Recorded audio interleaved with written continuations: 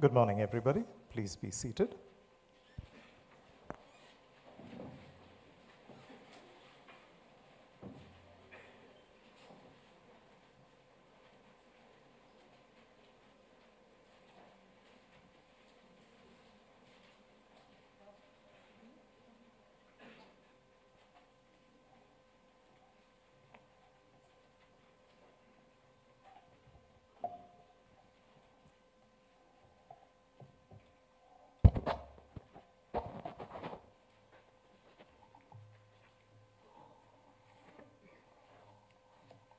Thank you, everybody, for your presence here.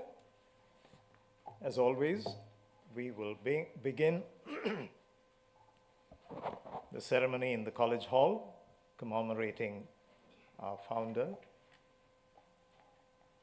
with the college hymn. The college choir will lead us in the hymn. Please stand for the college hymn.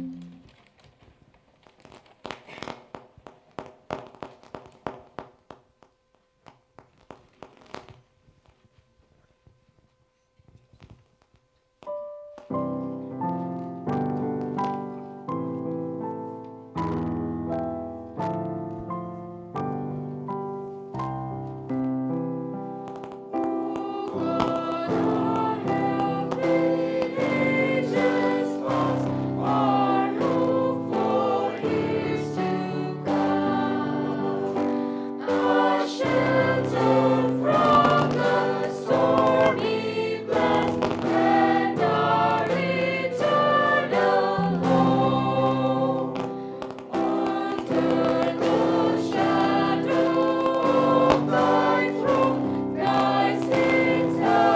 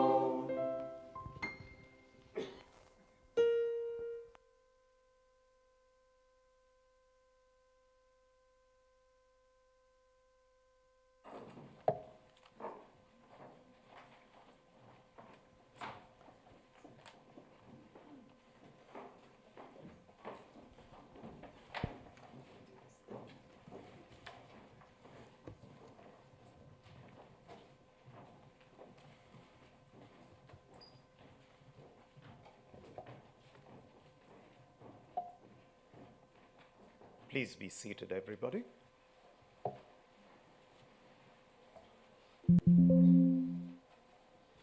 Once again, good morning, and I welcome each one of you to this commemoration service. We are therefore met together in the presence of God to give Him thanks for our college and to commemorate its founder, Samuel Scott Allnut, whose death anniversary falls on the 7th of December, and also all those who with him and after him have left us a rich heritage of religion, sound learning, and mutual fellowship.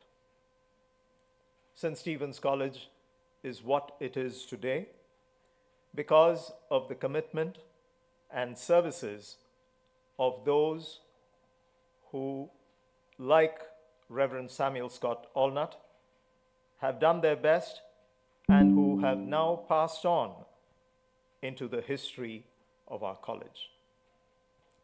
In coming here today and in attending this solemn ceremony, each one of you honor the memory of our founder and of all those whom I shall read out in a minute from now. Before I do that, I want to warmly welcome the Honorable Chief Minister of Delhi, Ms. Atishi, into our midst. May I request you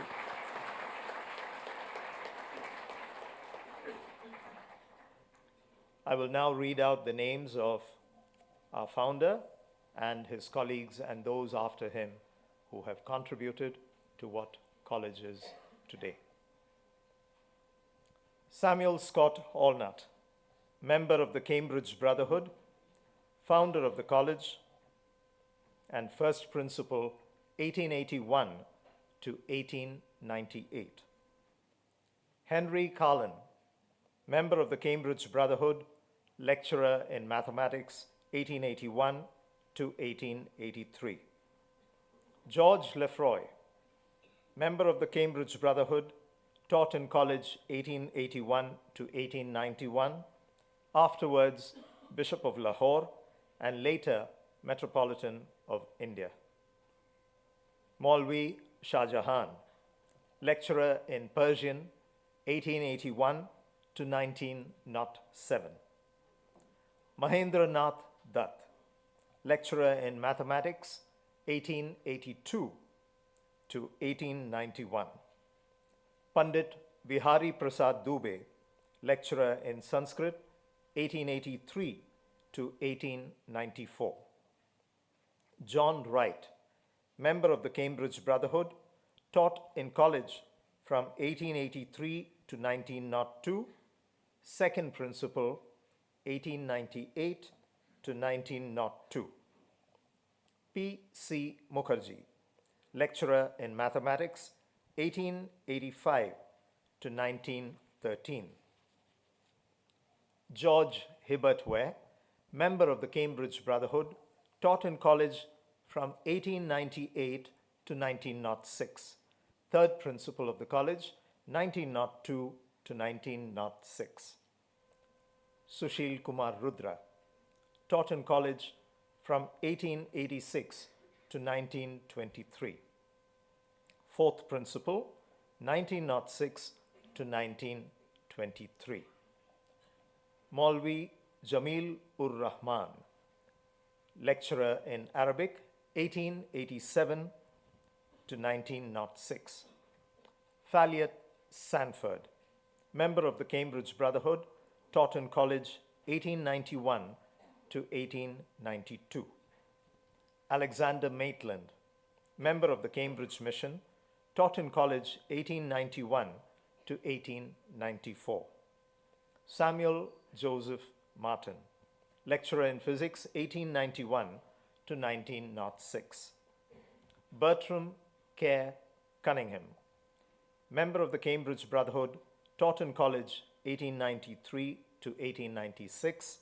Later, principal of Westcott House, and president of the Cambridge Mission Committee. Pandit Paras Nath Lahiri, lecturer in Sanskrit 1893 to 1901. Basil Westcott, member of the Cambridge Brotherhood, taught in college 1896 to 1900.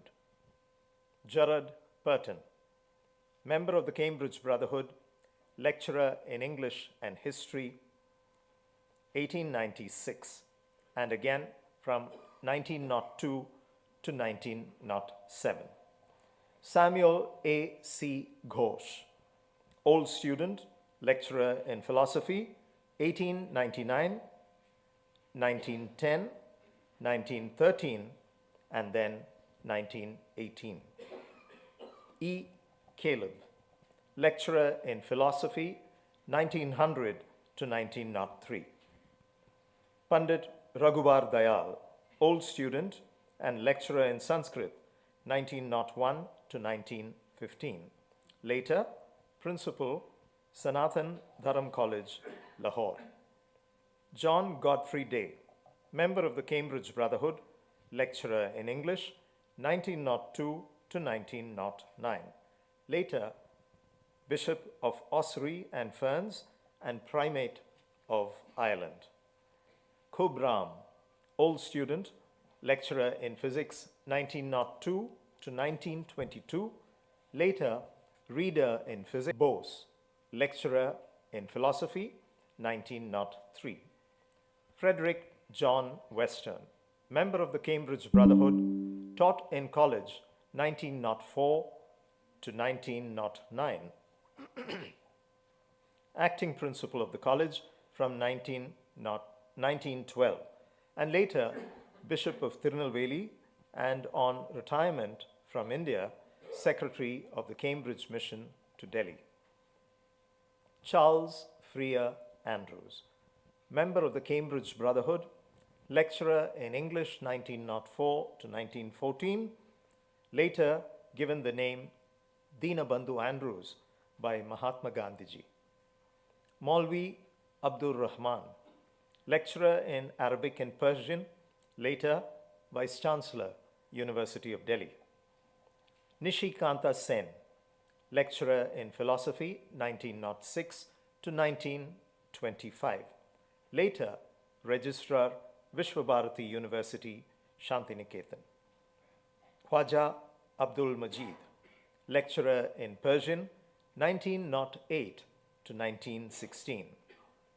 Colin Sharp, lecturer in English 1908 to 1926, and again from 1956 to 58.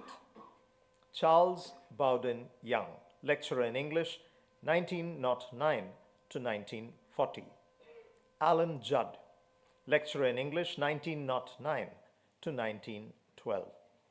Norman George Leather, lecturer in mathematics 1909 to 1919. Dijendra N. Bhattacharya, lecturer in mathematics 1910 to 1920.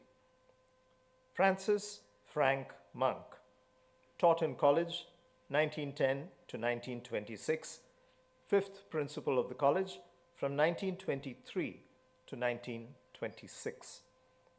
Satyanand Mukherjee, taught in college from 1912 to 1945, sixth principal of the college from 1926 to 1945. Frederick Arthur Cocken, lecturer in college from 1912 to 1914, and later Bishop of Bristol. Dalip Kumar Roy, lecturer in chemistry from 1913 to 1914. Charles Jenkin, lecturer in physics 1913 to 1915. William George Lawrence, lecturer in English and history from 1913 to 1915. Jitendra Nath Mitra, lecturer in chemistry 1914 to 1943. William Francis Ireland, member of the Cambridge Brotherhood, lecturer in English from 1916 to 1920. Azhar Ali, old student, lecturer in Arabic and Persian, 1916 to 1947. Lakshmi Dar, old student, lecturer in Sanskrit, 1916 to 1953. Ram Bihari, old student, lecturer in mathematics, 1920 to 1947. Later, Vice Chancellor, Jodhpur University. Kumud Kumar Sen, old student, lecturer in mathematics, 1921 to 1922. R.S. Capron, lecturer in English, 1921 to 1931, and again from 1952 to 1955. Keshav Chandra Nag, lecturer in economics, 1921 to 1958. Seth Parmanand Jain, lecturer in mathematics, 1922. Marjorie Sharp, lecturer in English, 1922 to 1933. Henry Padley, lecturer in English, 1924 to 1933. T. G. Percival Spear, lecturer in history, 1924 to 1940. C. J. G. Robinson, lecturer in English, 1926 to 1929. Maxwell Lay, lecturer in philosophy from 1926 to 1932. Karunamoy Sarkar, lecturer in English and history, 1926 to 1938. Frederick George Windsor, lecturer in English and history, 1928 to 1935. David Rajaram, old student, taught in college between 1928 and 1960. Seventh principal of the college from 1945 to 1960.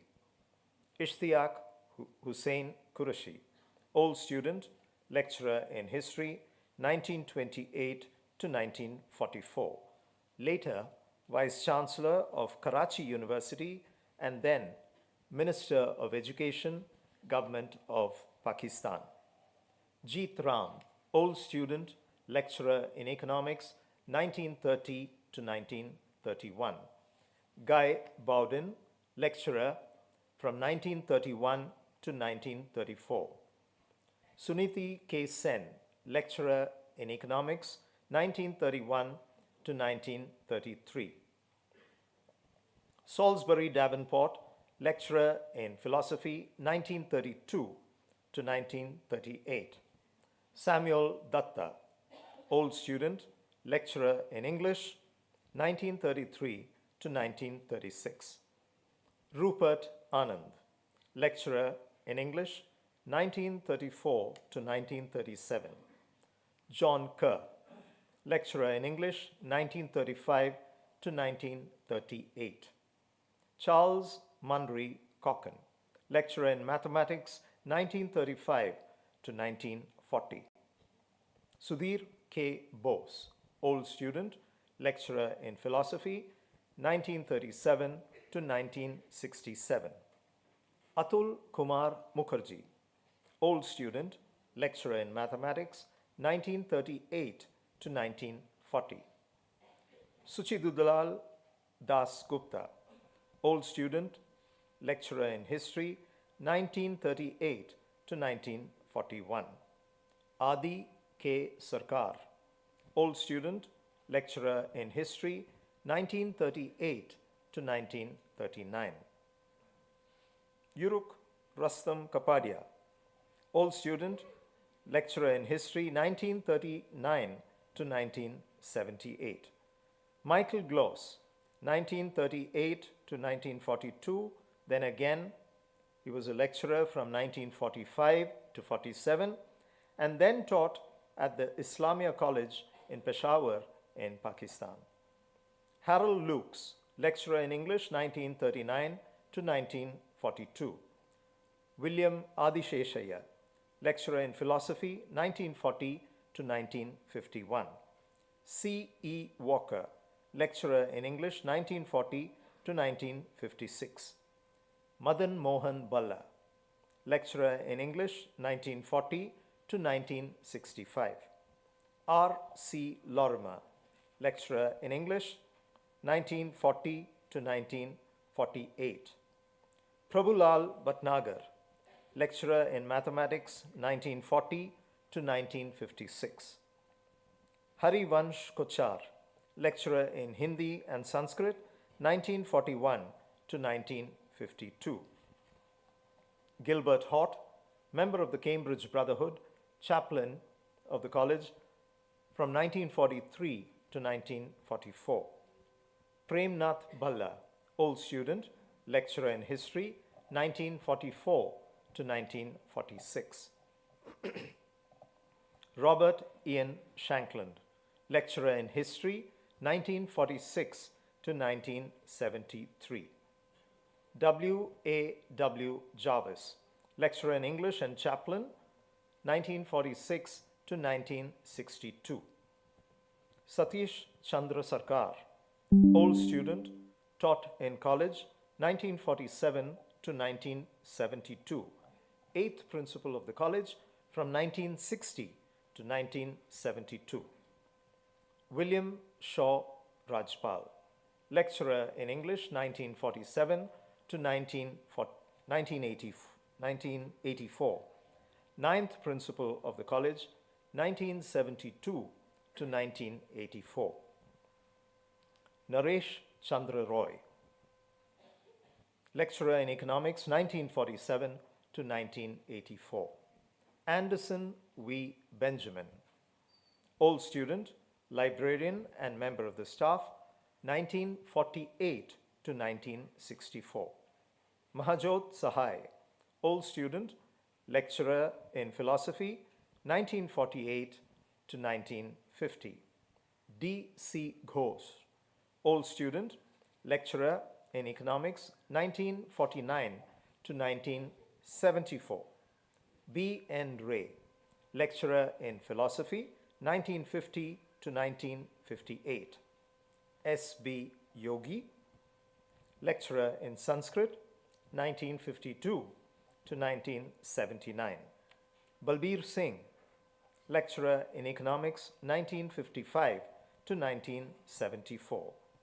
M. J. K. Tavraj, lecturer in economics, 1956 to 1962.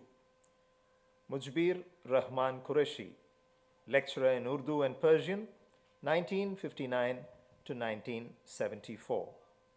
John Harris Hala, lecturer in history, 1959 to 1991, 10th principal of the college from 1984 to 1991. K. Matthew Kurian, lecturer in economics from 1960 to 1964. Prem Chand, old student, lecturer in economics, 1960 to 1974. C. J. Raphael, lecturer in chemistry, 1960 to 1979. Mohan Katyal, lecturer in chemistry, 1965 to 1991. Y. K. Sharma, lecturer in English, 1968 to 1992. D. P. Goel, lecturer in chemistry, 1969 to 2003. Ashok Bamzai, old student of the college, lecturer in philosophy from 1971 to 1975. Rajendra Kumar, lecturer in physics, 1971 to 1994. K. Swaminathan, lecturer in physics, 1969 to 2006. Canon John Adam, 1936 to 1939, under the Cambridge mission to Delhi. Dr. R. K. Gupta, lecturer in philosophy from 1959 to 1990. Ramachandra Gandhi, old student, lecturer in philosophy 1961 to 62, and again from 71 to 72. Dr. M. S. Bhatnagar, lecturer in physics, 1963 to 1998. Dr. S. C. Bhargava, lecturer in physics, 1970 to 2002. Dr. Habib Kidwai, lecturer in physics from 1971 to 1982. Dr. Horace Jacob, lecturer in physics and vice principal and dean from 1986 to 2003. Mr. Vinod Chowdhury, lecturer in economics, 1972 to 2008. Dr. Anil Wilson, 11th principal of the college from 1991 to 2007. Dr. Harsh Kumar, old student from 1954 to 1959, and then taught Sanskrit and Hindi in college up to 2001. Dr. S. B. Mathur, lecturer in mathematics, 1959 to 2002. Mr. Ranjit Bhatia, lecturer in mathematics, 1960 to 2001. Mr. R. C. Mullen, lecturer in economics, 1965 to 2002. Mr. Mohammad Amin, lecturer in history, 1949 to 1988. Dr. Nawab I. Ahmed, lecturer in Urdu from 1975 to 2007. Mr. K. M. Matthew, lecturer in chemistry from 1985 to 2015. Dr. Ashish K. Roy, lecturer in English from 1989 to 2013. Mr. P. S. Dwivedi, lecturer in history from 1959 to 1993. Dr. V. Arya, lecturer in Hindi from 1950 to 1994. Dr. David E. U. Baker, lecturer in history from 1969 to 1999. He was a block tutor till his recent demise in 2021. Dr. G. S. Bhatia, lecturer in physics, 1960 to 1996. Dr. Tasneem, lecturer in history, 1991 to 2023. Dr. Tarachand, lecturer in physics, from 1968 to 2023. These are the names of those who among us have passed on. Thank you.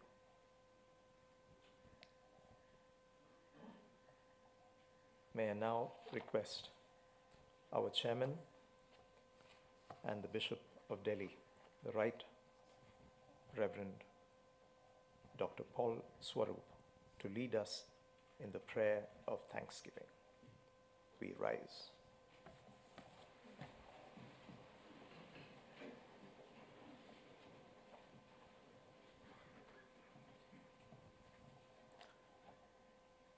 Let us pray.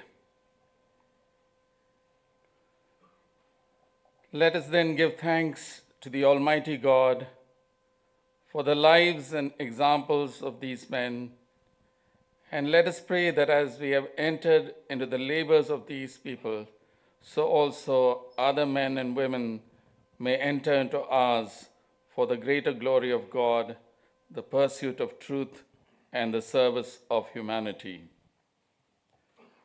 O eternal God, the giver of all good gifts, who didst put into the heart of our founder to make this college a home of religion, sound learning, and mutual fellowship, we give thee humble and heartful thanks for all thy gifts to us in the lives and labors of those who have served thee here in their several callings. Grant that we, who this day acknowledge our debt to them, May in our turn so seek and do the truth, that this college may grow in the knowledge of Thee and in the service of the city, our country, and the world, to the glory of Thy name and the fulfillment of Thy will for all mankind. Remember, God, what Thou hast wrought in us, and not what we deserve, and as Thou hast called us to Thy service, make us worthy of our calling. And now unto the King, eternal, immortal, invisible, the only wise God, be honor and glory forever and ever. Amen.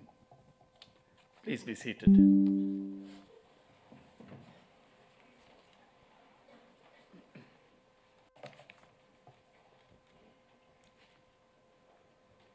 Honorable Chief Minister of Delhi, Mr. Atishi, Professor John Verghese, all the faculty, distinguished guests, and my dear students. It is indeed a day when we look back with thanksgiving for all those who've gone before us and the ones who established this college. Today we remember particularly Reverend Samuel Scott Allnut, who gave distinguished services as a missionary to the college and the brotherhood. We remember Allnut as the head of the Cambridge Brotherhood and the founder principal of St. Stephen's College. Allnut was born in Brighton in 1850 and died in Delhi in 1917.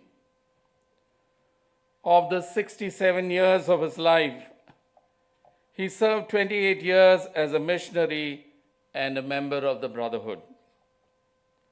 From 1881 to 1898, he served this college as its founding principal for 18 years. And this morning I want to talk about 4 things from the life of Reverend Allnut. 4 simple principles that he held on to. Be careful, be simple, be hardworking, be committed. 4 simple principles. Be careful. He was cautious about taking care of all the details of his work and was never in a hurry to make a decision. This was evident in his decision to complete his studies before embarking on his missionary vocation. In his early 20s, Bishop Westcott influenced him to be a missionary to India, but he did not leave at once. He completed his tripos at Cambridge University in 1873 and received his priestly ordination, and it was not until 1879 that he finally came to India. Before coming to Delhi, he worked as a priest in Ely Diocese and served the working class district in Cambridge. So he was a very careful person. Second, he lived a life of simplicity. His standard of living was simple. The room where he lived was not lavish, except for a good collection of books, notebooks, and pens. The simplicity is still reflected in our college buildings, residences, and classrooms. And that's another principle that we can imbibe from his life. Thirdly, he was a hardworking person. Allnut worked hard. It meant that he labored with discipline. He used to get up at 5 in the morning each day and be in bed by 10 at night. His day would start with prayer and would be filled with work, study, meeting people, and simple exercises like walking. And so, a hardworking person, disciplined person, simplicity of life, careful in all that he did. And the last thing that we see from his life was that he was a committed person. Allnut had committed his life to live and work as a missionary and as a priest. For this, he took celibacy as a way of life and shared everything in common with the brethren in the brotherhood. He lived the rule of life till the end. When asked if he intended to marry, he replied, "No, I'm married to India." This indicated his commitment. He had come to Delhi to join the Brotherhood in 1879 and never returned to England. Having served the college for 28 years, he retired in 1899. The following was recorded of him at that time, I quote, "The most striking visible result of the Cambridge Brotherhood at Delhi is the task of building the college up morally and materially from the earliest beginnings of the undertaking 18 years ago, devolved primarily upon Allnut, and he has guided it with eminent success as its first principle." And so this morning, we give thanks to God for a careful life, a life of simplicity, a hard-working person, and a person who was committed to his cause. May God enable us to follow in his footsteps. Amen. And God bless you all.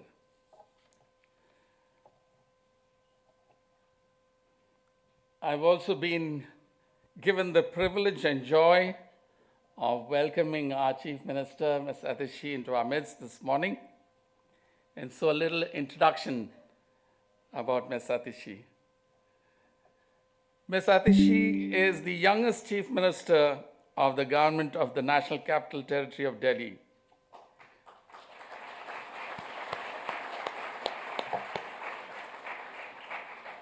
She assumed office on the 17th of September as the 8th Chief Minister of NCT Delhi.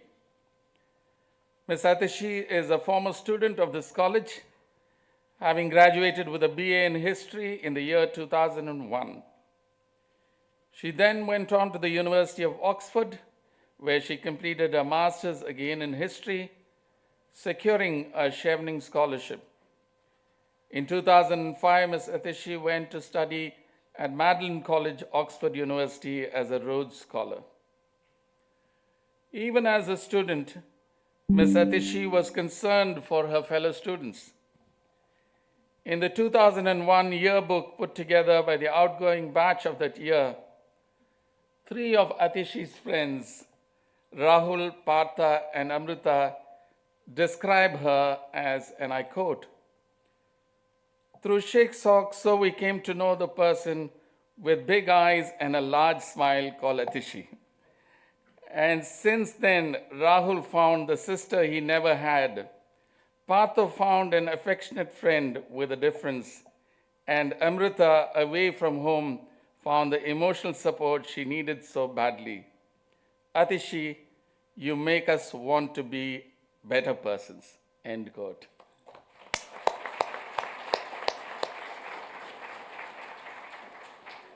That, I feel, captures the essence of what she was in college and what she was capable of doing.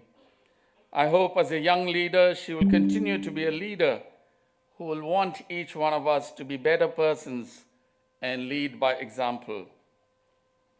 What is it that sets dynamic and good leaders apart from run-of-the-mill leaders?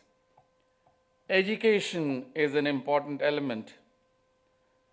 Of course, there have been the exceptional unlettered leaders without formal education who've done excellently well for their people, but they are rare.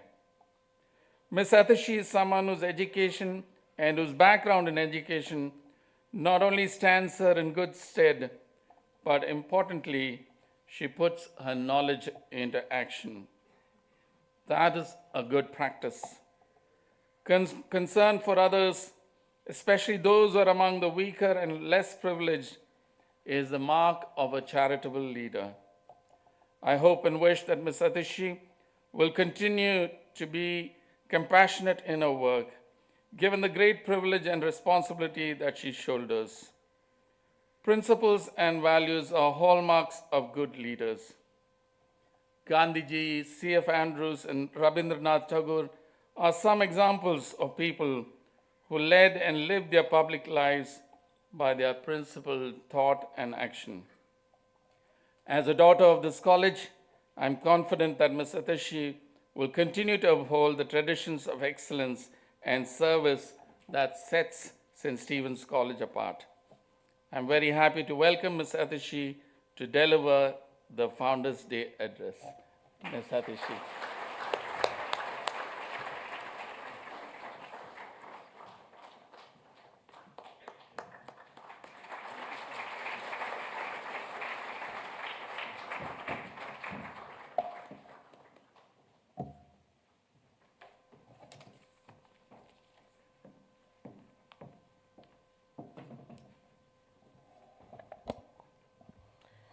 Right Reverend Dr. Paul Swarup, the chairman of the college and the Bishop of Delhi, Professor John Verghese, principal, St. Stephen's College, all the teachers present here, including some who taught me when I was studying here many years ago, and all the young students sitting on the chairs, which I suspect are exactly the same chairs on which we sat more than 2 decades ago. It is an honor and a privilege to be here at the Founders' Day of St. Stephen's College, an institution that shaped me in many ways and brought me to where I am today. It was more than 2 decades ago that I was a student here. I walked these very same corridors. And as I said, I think I sat on these very same chairs. We assiduously avoided the office of the principal and the staff room, both of which I have just had the opportunity of visiting. And like many of the young people who are sitting there, we had a lot of dreams. Dreams for ourselves, for our lives, our careers, for wanting to make a difference, for wanting to bring change, for wanting to do something that would be beneficial for the country, for the society that I live in. I remember when I was here in college, I was active even in the Social Service League. And we used to conduct these blood donation camps in this very hall. There were evening classes that we would hold for children of staff members, the non-teaching staff who used to teach in the college. So the college instilled an ethos of service. And there were many young people at my time when we were students here who wanted to make a difference. And I'm sure there are many young people who are sitting here today who want to make a difference. But when we thought of making a difference, of trying to bring a change, what did we think we would do? We thought maybe we would work with some charitable organization. We thought we would work with some non-government organization. We thought that maybe we would teach young people, young underprivileged children in different parts of the city. We thought that maybe when we are successful and we have lots of zeros in our paychecks, we would donate a part of that to charitable organization. But I have to concede that in all of that time, one never thought of politics as a means for change.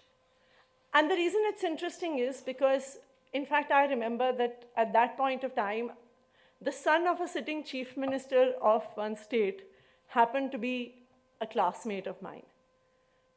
And now I look back and I wonder that even when we wanted to bring change, why did we never think that politics could be the means of bringing change in the country? In fact, if I remember correctly, and I think it might be the case even now, I don't think St. Stephen's even participates in the DUSU elections, the Delhi University elections, let alone talking about other elections. I think there were many reasons. Number one, if you had asked me at that point of time, when I was the same age as many of the young people sitting here, how would you even enter politics? For other careers, you had a career progression. If I wanted to be a lecturer in Delhi University, if I wanted to teach in St. Stephen's College, I had to do my bachelor's, my master's, probably get a foreign degree, and then hope that you get a job in the university. If I wanted to be a bureaucrat, then I would start preparing for my prelims and mains. I don't think any of us even knew how do you even enter politics if you want to do that, number one. Most importantly, young people like myself who came from middle-class families, whose parents had struggled hard to get them a good education, were told to keep away from politics because politics was dirty business. Politics was where criminals went. Politics was where these gundas went. Politics was where these sort of people wearing these white starch kurta pajamas would go. People from good families never went into politics. So you were always told to maintain that one arm's distance from politics, from politicians in our times. But there's another thing. So on the one hand, many of us who were well educated, who wanted to bring a difference, never thought this could be a means of change. But on the other hand, myself, maybe not at that age, but definitely maybe a decade or so after that, until today, most of us in our homes, in our families, on our dining tables, in our morning walks, we often discuss the politics of the country, the crime in this country, and within 4 to 5 minutes, we reach this conclusion that हमारे देश का कुछ नहीं हो सकता. Nothing can change in our country. India is like this only, right? And we believe that nothing can change. And I see that increasingly a lot of young people, in fact, this was the case in my time as well, would think, how is it that we leave the country? A lot of my contemporaries, my classmates, do not actually live in India. When I finished my education in Oxford, there were a lot of people who were very surprised as to why I came back. But when we stay away from politics, what does that mean? What does it lead to? See, one thing that we need to understand that in a democracy, all important decisions related to our lives are taken by political persons. They are taken by politicians. They are taken by our elected representatives. So what kind of education I'm going to get, what kind of educational opportunities I will get, what kind of educational opportunities my children are going to get, is going to be decided by politicians and elected representatives. When a family member of mine falls sick, what kind of health care they would have, would I be able to afford to get them treated? That is a decision an elected representative and a politician makes. When I step out of my house, will I be safe or will I not be safe, is in the hands of a politician and an elected representative. When I finish my education, am I likely to get a job? Am I likely to have opportunities? Is in the hands of a politician. These are the most important decisions related to our lives and our society and our country. So when young people, when educated people, when well-meaning people stay away from politics, so what have we done?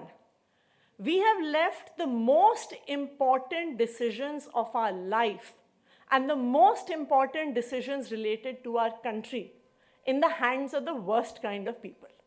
Right? So when we say कि हमारे देश का कुछ नहीं हो सकता, and India is like this only, we ourselves are responsible. Why? Because we have chosen to disengage from the very institution that can make the most amount of decision, most amount of impact. And I think this is the reason why it is not as if everyone will become a politician. It is not as if everyone will contest elections. But there is a need for people who care about this country to engage with politics, to engage with the democracy that we live in. As I said, if you had asked me 2 decades ago when I left this college, would I be where I am today? I would probably have laughed that this is the journey that I would have come to. It has been a more difficult and a more challenging journey than I would have anticipated. I have been, at a young age, politically successful. But that success, translating that success into actually bringing change, has also brought its own challenges. when we came into power in Delhi in 2015, there were a lot of things we'd wanted to change. But we were amazed at the kind of vested interests we came up against. We were amazed at the kind of obstruction to change that existed. To the extent, and as everybody knows, the last 1.5 years, many of my colleagues have actually spent in custody because we have hit against vested interests. So then the question arises that was it a good decision? Is this a path that young people should consider taking? Is it the path that those sitting in the last 10 rows in the audience today should think about? And my answer is, in bold capital letters, absolutely you must. And the reason you must do that is because if I was not where I am today, if I had not come into politics, if people like me had chosen not to engage with electoral politics, I do not think that we could have made the difference that we did. For many years, I worked as an advisor to the education minister, and I remember in 2015, I had lived in Delhi all of my life. I've been born in Delhi, I've been brought up in Delhi, I've done my schooling here, I've studied here. I had never entered the premises of a government school till the time that we formed the government in 2015. And when I entered a government school in 2015, you could just see how the world was divided into two parts. There were some of us whose parents could afford high-quality private education, who had therefore had opportunities from a very young age. And there was a large segment of society whose parents could not afford to send them to private schools, who were forced to send them into government schools, which were absolutely broken, run down, did not have glass panes on windows, did not have desks for children to sit on, did not have clean drinking water, did not have doors on the toilets in the school. This was the state of Delhi government schools 10 years ago when we came into power in Delhi. So what did it mean? What it meant was, you know how in India it is often said that your destiny is written in the palm of your hands, right? But it effectively was. Because at 3 years of age, the future of that child was decided. If they came from a family who could afford high-quality private education, they would go to a good school, get admission into a good college, and probably get a good job thereafter. But those who could not meant that they would go into these rundown government schools. Data and statistics would show that they were likely to drop out of school, at least 50% of them, even before finishing their education. And the poor quality of education meant that even those who did get that education would not have good opportunities. They would often end up working as mechanics in car shops, as domestic help, as assistants in shops. The problem is not that being a domestic worker or being an assistant is any lesser than any other jobs. The problem is when a young person has no choice. A problem is when at the age of 3 years, their future is decided about what the next 20, 30, 40 years of their lives are going to look like. And it is because people like us were in politics that in the last 10 years we have been able to change that. Because of that, today, in the last 6 or 7 years, it would never have been expected that government schools would outperform private schools. In the last year itself, 2,000 students from Delhi government schools cleared the JEE and NEET exam and got through some of the best medical and engineering institutions. And it is this change that gives hope. It is this change that gives hope that if you have the right people in the right decision-making positions, India can change. I remember that I used to, one of my friends from college itself had set up an organization where used to work with some slum children who were coming from slum backgrounds in central Delhi. And I remember speaking to their families. On the one hand, you would have children who do not get education. On the other hand, you would have women, their mothers, their sisters, etc., who did not have access to healthcare. You would have women from poor families who would not access healthcare because when you go to the doctor would charge 500 rupees. They would give you this prescription of medicines, vitamins, antibiotics that would cost another 500 rupees.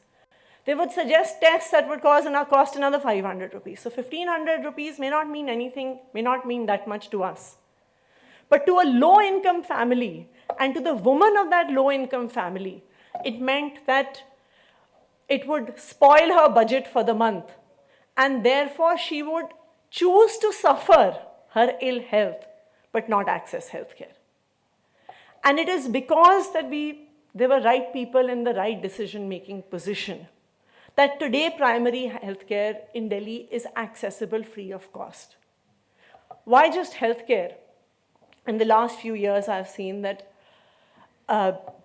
when we made bus rides open for women free of cost, there was a lot of skepticism that why free of cost? Why are you doing this?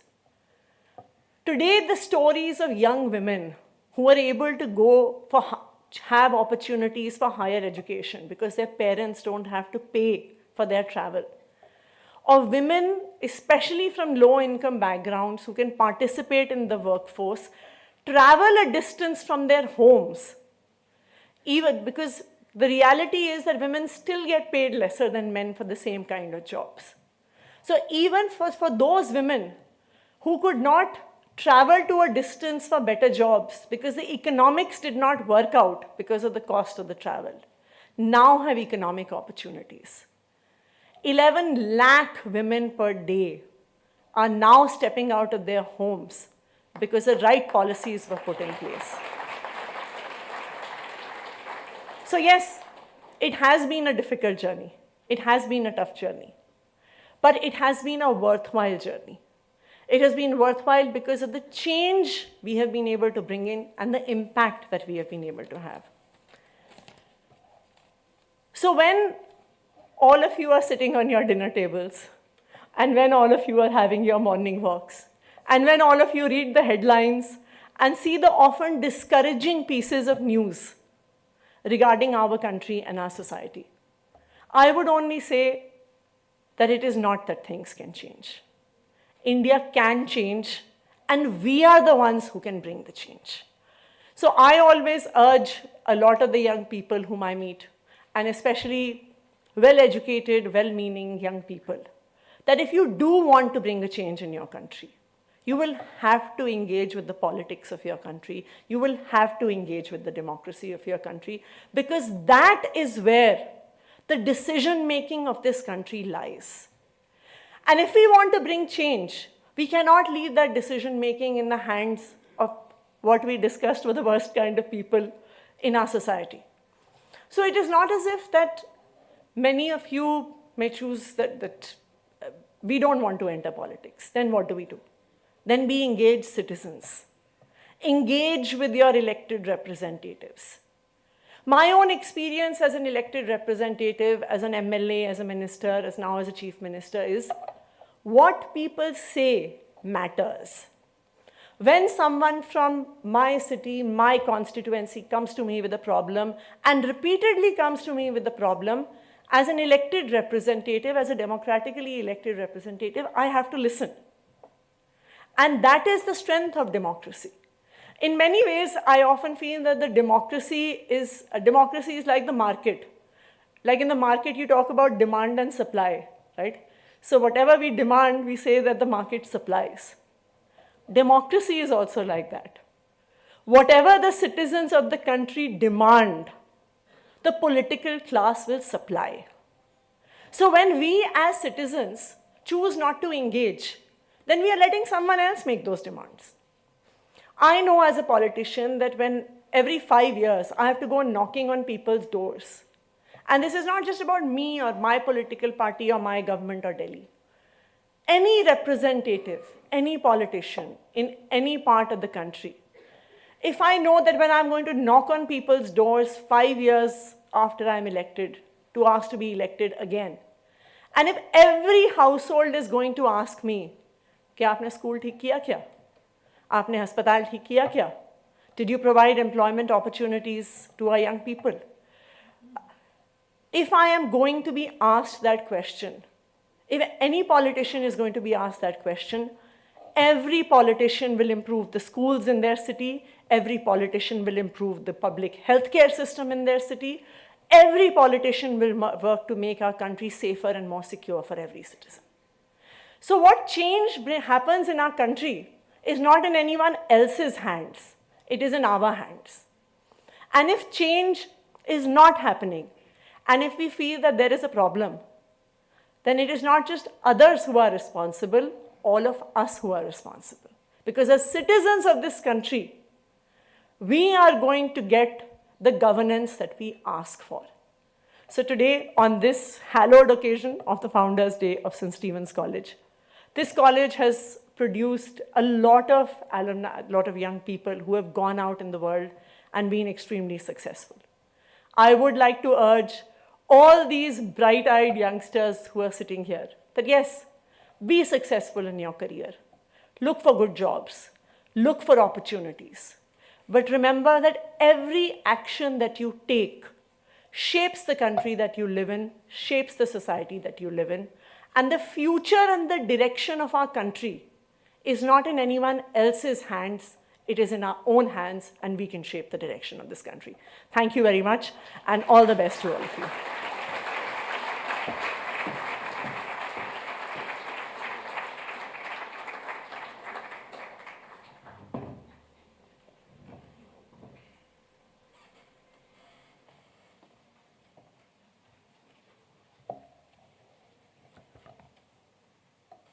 Your Grace, the Right Reverend Dr. Paul Swarup, Bishop of Delhi and Chairman of the College, Honorable Chief Minister, Ms. Atishi,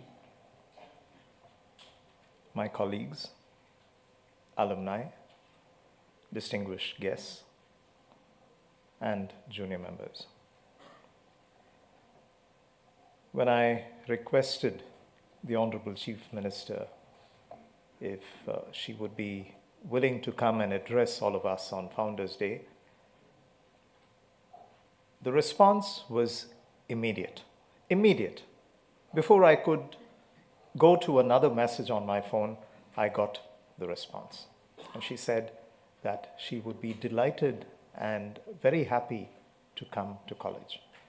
So, on behalf of all of us here, let me say thank you to one of our own. And when I told her what she should be speaking on, I requested her to come and inspire not just the junior members of the college, but also the senior members of the college.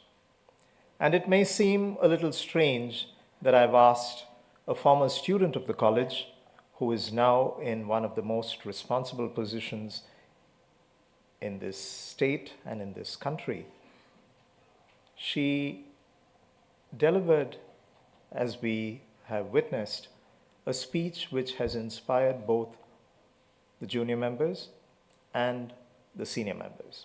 The junior members, of course, it is very evident that she has encouraged us to take accountability for the growth and development of our country and not place it into someone else's hands.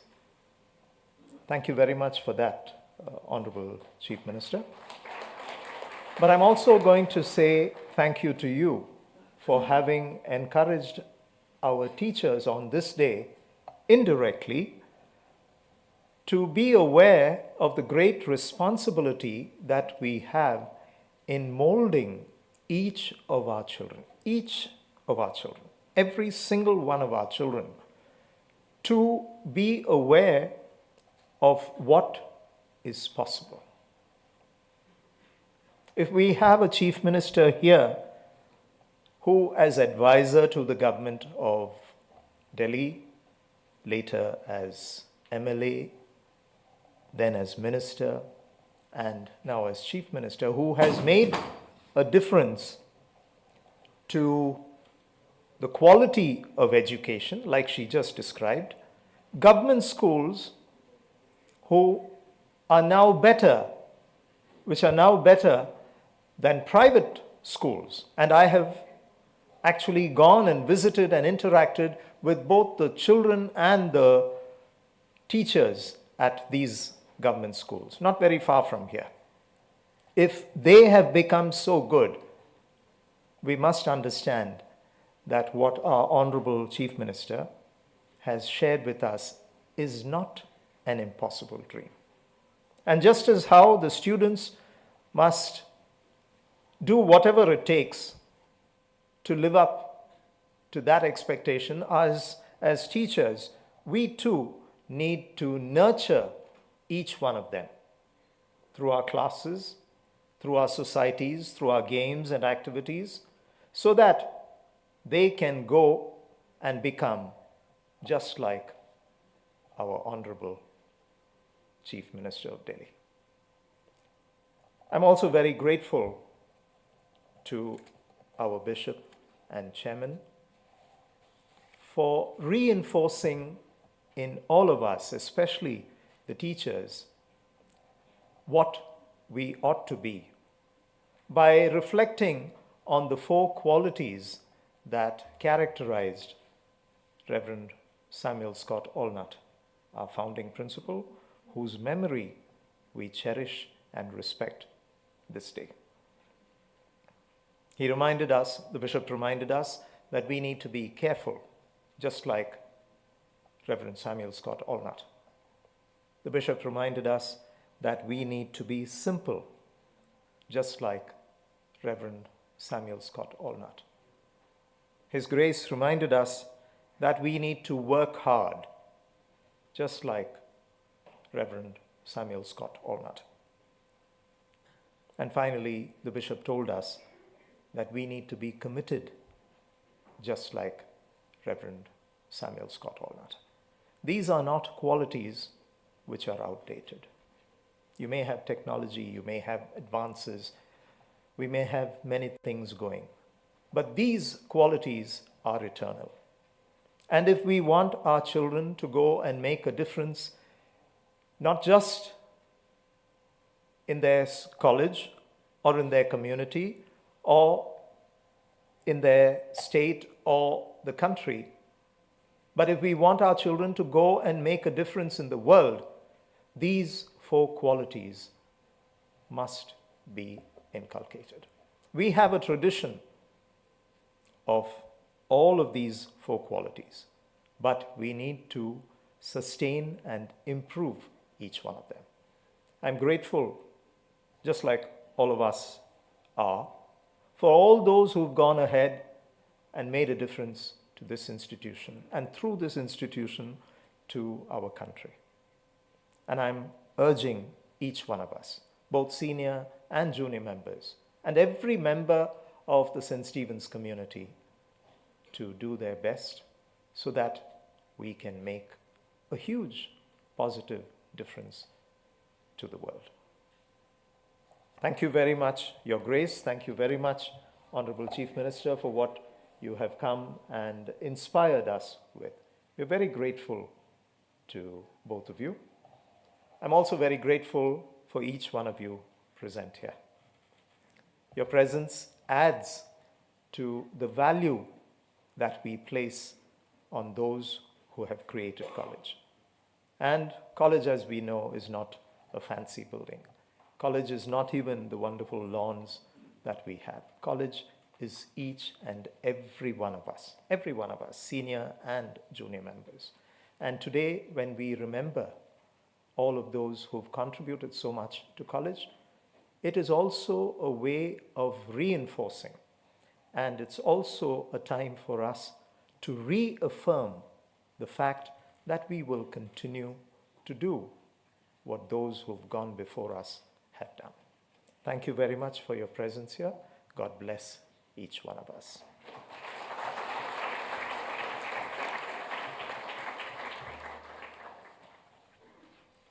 Our Bishop and Chairman made a reference to a group of friends from the Honorable Chief Minister's batch when she was in college, who made a certain reference in the yearbook. As a token of our love and affection, we would now like to present the Honorable Chief Minister with a copy of that yearbook.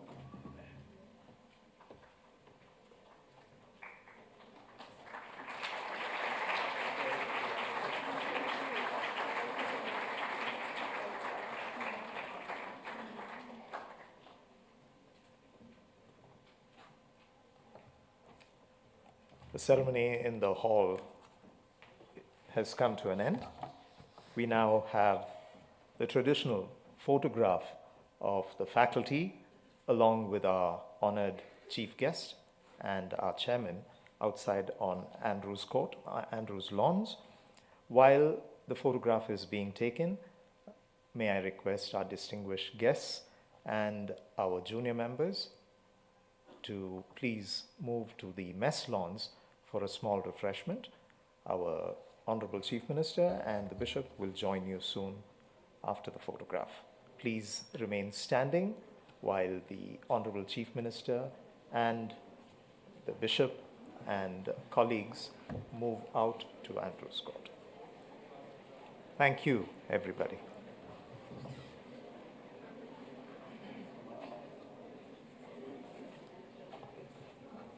It's not over as yet. Please remain standing. The choir will lead us in the national anthem.